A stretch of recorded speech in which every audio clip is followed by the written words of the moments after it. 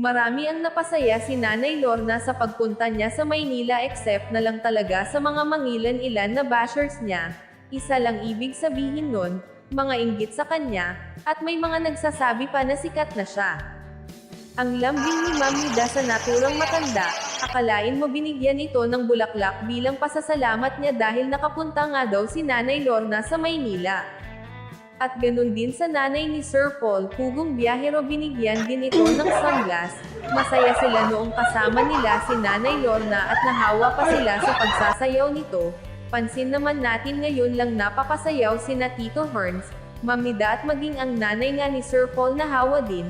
Nakakatuwa talaga ito si Nanay Lorna, napakalakas ng loob kahit hindi ito nakapag-aral, napakapositibo mag-isip at sabay sa agos.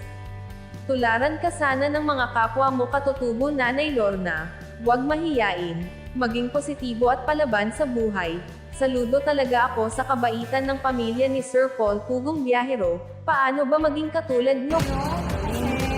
Kinalaw na kami sa Manila.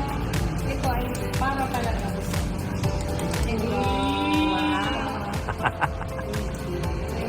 Bibigyan ng salamin. Oh, patingin dahil suot mo nga. Baliktad!